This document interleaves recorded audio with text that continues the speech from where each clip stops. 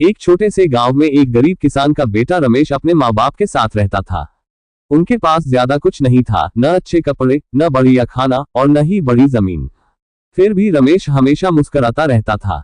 उसके चेहरे की मुस्कान जैसे उसके दुखों को भी चुप करा देती थी।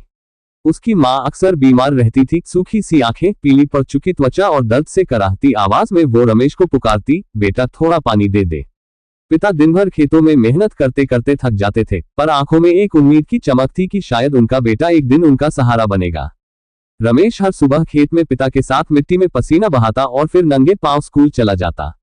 उसके जूते फटे हुए थे, किताबें पुरानी थी, लेकिन उसके सपने नए थे, एक डॉक्टर बनकर माँ की सेवा करने का और एक अच्छा बेटा बनकर पिता का कर्ज चुकाना। एक दिन स्कूल जाते समय जब उसकी आंखों में नींद और पेट में भूख थी, तभी उसे रास्ते में एक बटुआ पड़ा मिला। उसने उठाकर खोला तो उसकी आंखें हैरानी से फैल गईं। बटुए में बहुत सारे पैसे थे। कुछ पल के लिए वह वहीं रुक गया और सोचने लगा। उसका दिल धड़क रहा था, जैसे कोई परीक्षा सामने खड़ी हो।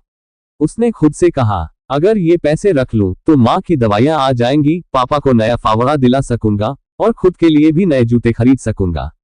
पर तभी उसकी माँ की कांपती हुई आवाज कानों में गूंज गई, बेटा हालात जैसे भी हो सच का साथ मत छोड़ना। उसकी आंखें भर आई और होंठ कांपते हुए मुस्कुरा दिए। रमेश बटुआ कसकर पकड़ा और चल पड़ा। थोड़ी ही दूर पर एक बूढ़ा आदमी कांपते हुए पेड़ के नीचे बैठा था। उसके चेहरे पर बेबसी थी और आंखों में आंसू। हे भगवान, मेरी बहू की दवाएं अब कैसे आएगी? बैंक से जो पैसे लाया था वो भी चले गए, वो खुद से बड़बड़ा रहा था। रमेश के पैर जैसे थम गए। उसकी आंखों से आंसू बहने लगे। उसने चुपचाप वो बटुआ बूढ़े आदमी के हाथ में रख दिया।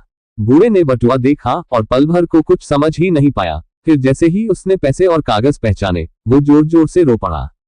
उसने अर्जुन को गले से लगा लिया, उसकी पीठ थपथपाते हुए बोला, बेटा तू कोई आम बच्चा नहीं है, तू तो खुदा का भेजा फरिश्ता है।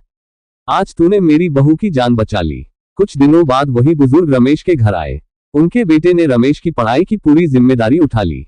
अब अर्जुन को फीस की चिंता नहीं थी, माँ की दवाइयां समय पर आती थीं और पिता के चेहरे पर पहली बार एक सुकून भरी मुस्कान थी। रमेश ने कड़ी मेहनत की, दिल से पढ़ाई की और एक दिन एक बड़ा अफसर बन गया। जहां भी गया लोग उसकी ईमानदारी और नेक दिल स्वभाव की मिसालें देते। सीख, नैतिक शिक्षा। ईमानदारी सिर्फ एक गुण नहीं है, ये वो रोशनी है जो अंधेरे वक्त में रास्ता दिखाती है।